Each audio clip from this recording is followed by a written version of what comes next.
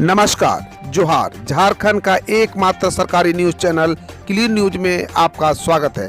समस्या किसान से जुड़ा हो या हो पारा शिक्षकों का मुद्दा, हर खबर पर होगी हमारी पैनी नज़र। सभी खबर सिलेक्टेड और काम की है, तो वीडियो के अंत तक बने रहें। साथ ही आप न्यूज को किस गांव या शहर से देख रहे हैं, हमें कमेंट में ज़रूर बताइए। आज का लाइक हम 100 रखते हैं, उम्मीद है कि आप इसे पूरा करेंगे।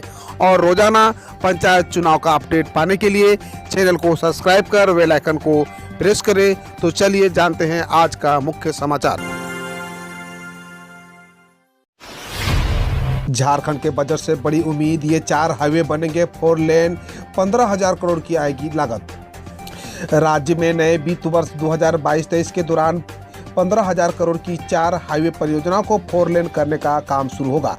भारतीय राष्ट्रीय राजमार्ग प्राधिकरण इसकी तैयारी में जुटा है। उम्मीद की जा रही है कि डीपीआर बनने के बाद NHAI चारों परियोजनाओं पर काम शुरू कराएगा। रांची से लिट्टीबेड़ा जो उड़ीसा बॉर्डर पर पड़ता है, रांची के पास कुडू से बिडमगंज उत्तर प्रदेश बॉर्डर पर पड़ता है, रांची से चाईबासा जयंतगढ़ उड़ीसा बॉर्डर और हजारीबाग से बगोदर 4 लेन पर काम शुरू होने से झारखंड की पड़ोसी बेहतर कनेक्टिविटी होगी। ये सभी 4 लेन प्रोजेक्ट है। झारखंड में दूर होगी बिजली की किल्लत, डीवीसी ने उठाया बड़ा कदम। दामोदर घाटी निगम ने राज्य सरकार के साथ उच्च स्तरीय बैठक में बनी सहमति के बाद शुक्रवार मध्यरात्रि से बिजली कटौती वापस ले ली। इसके पहले डीवीसी अधिकारियों की शिक्षा मंत्री जगन्नाथ महतो और वित्त मंत्री रामेश्वर उरांव के साथ प्रोजेक्ट भवन में बैठक हुई। बैठक के बाद डीवीसी चेयरमैन नरेश सिंह ने कटौती वापस लेने की घोषणा की। झारखंड में अब डीलर नहीं कर सकेंगे आपके राशन की चोरी, पीडीएस सिस्टम में हो रहा है सुधार। जन वितरण प्रणाली व्यवस्था के तहत झारखंड सरकार ने लाभुकों में अनाज बांटने के लिए जियो लोकेशन आधारित ऐप विकसित किया है। इससे अनाज वितरण किस स्थान पर तथा किस लाभुक को किया गया है, यह जानकारी पोर्टल से मिल सकेगी। इसमें लाभुकों के खाद्यान्न लेते फोटोग्राफ भी पोर्टल पर उपलब्ध रहेंगे ताकि किसी प्रकार की शिकायत मिलने पर सत्यापन किया जा सके। बजट सत्र 2022-23 हजारीबाग रांची रेल लाइन का काम जल्द पूरा होने के आस मिलेंगी सुविधाएं। झारखंड सरकार ने केंद्रीय बजट में झारखंड की कई रेल परियोजनाओं को शामिल करने का आग्रह किया है। केंद्रीय बजट 2022-23 के लिए झारखंड से प्रस्ताव और सुझाव मांगा था। राज्य सरकार के वित्त मंत्रालय की ओर से भेजे गए पत्र में रेल परियोजनाओं को लेकर कई सुझाव भेजे गए। इनमें से Koderma Hazaribagh Ranchi road rail line, Pirpainti Jasidih rail परियोजना के अलावा कुछ नई परियोजनाओं के बारे में भी प्रस्ताव भेजा गया है। एक काम की खबर, झारखंड के 6 प्राइवेट यूनिवर्सिटी में नए सत्र के लिए फार्मेसी में नामांकन पर रोक। कोरोना संक्रमण काल में दवा दुकानों की अचानक बाढ़ सी आ गई है। ऐसे में बी फार्मा और डी फार्मा डिग्री को फर्जी तरीके से पाने की होड़ सी मच गई है। इसके अलावा कई फार्मेसी कॉलेज में इंफ्रास्ट्रक्चर की भी बेहद कमी है। ऐसे में फार्मेसी काउंसिल ऑफ इंडिया ने निरीक्षण के बाद झारखंड के 6 प्राइवेट यूनिवर्सिटी को बी फार्मा RD वर्मा के नामांकन पर अगले सत्र के लिए रोक लगा दी है। झारखंड में 24 घंटे में सामने आए 912 पॉजिटिव केस संक्रमण से 6 मरीजों की हुई मौत। झारखंड में कोरोना संक्रमण की रफ्तार धीरे धीरे कम हो रही है। पिछले 24 घंटे में राज्य में मात्र 912 नए मरीज मिलने से यहां संक्रमितों की कुल संख्या बढ़कर 4,26,141 हो गई है। वहीं इस दौरान 6 लोगों की इस बीमारी से मौत भी हो गई। इससे मरने वालों की कुल संख्या बढ़कर 5,297 हो गई है। राज्य में राहत की बात यह है कि संक्रमित लोगों से ज्यादा स्वस्थ होने वाले मरीजों की संख्या है। झारखंड में शीतलहर का सितम, अभी 3 दिन और रहेगी कनकनी, जाने किस तारीख को बारिश का है अनुमान। झारखंड वासियों को फिलहाल सर्दी से राहत मिलती नहीं दिख रही है। राजधानी रांची समेत पूरे राज्य में शीतलहर चल रही है।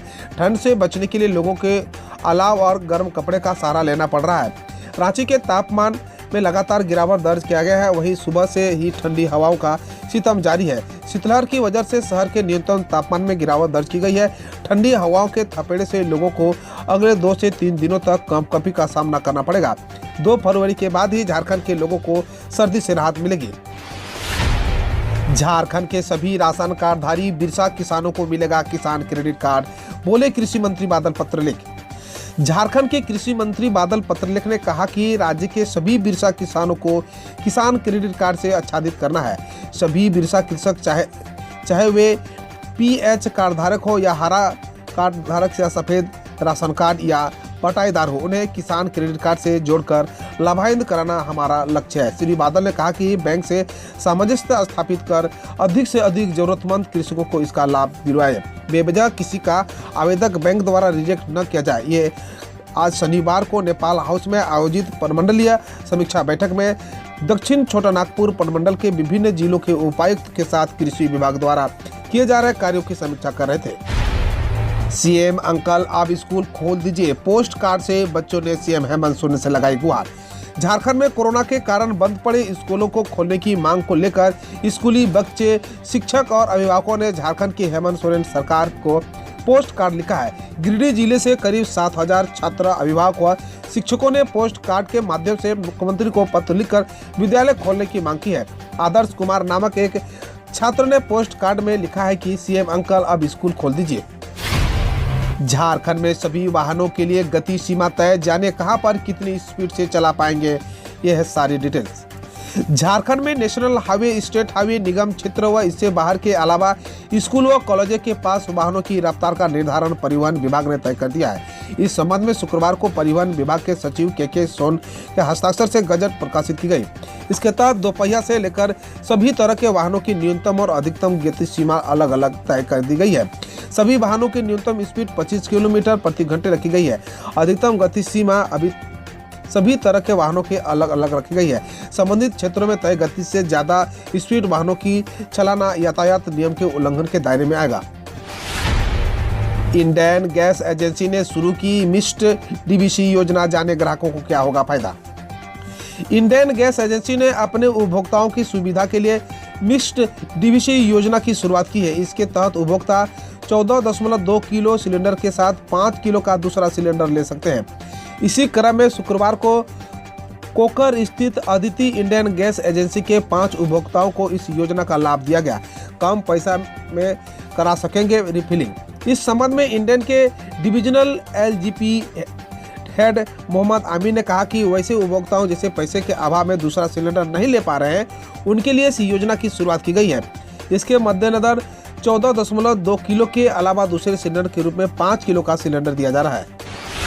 जमशेदपुर में पेट्रोल सब्सिडी योजना के योग्य लाभुकों के निबंधन में तेजी लाने के निर्देश।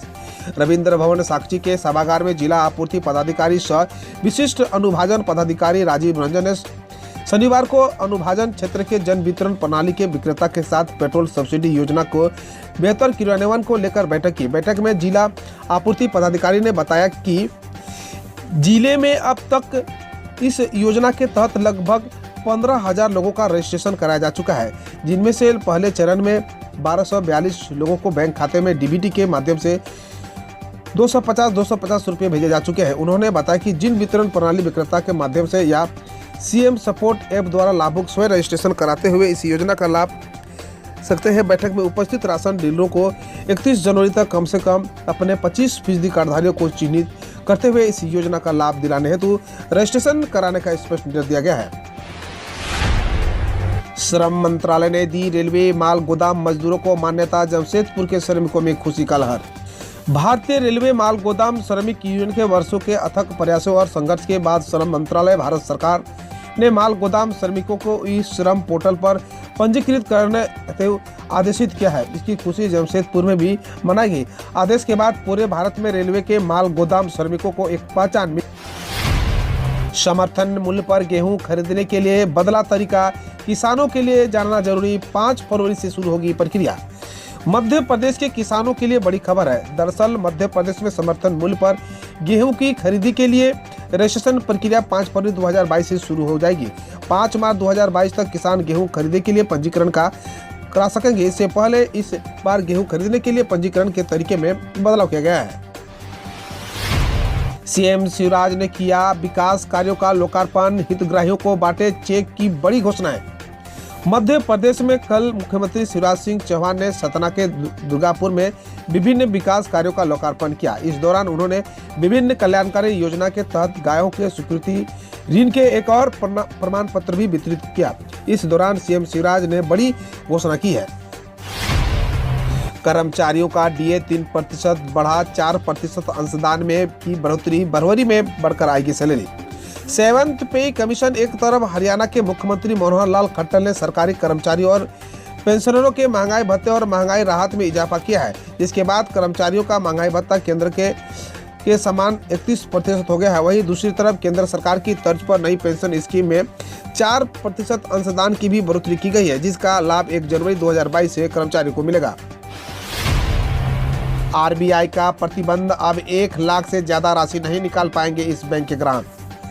Reserve bank of India Uttar Pradesh की राजधानी लखनऊ में स्थित एक बैंक पर कुछ प्रतिबंध लगाए हैं। बैंक का नाम Indian mercantile cooperative bank limited. RBI के आदेश के मुताबिक अब इस बैंक का ग्राहक अपने खाते से 1 लाख रुपए से ज्यादा राशि नहीं निकाल सकेगा।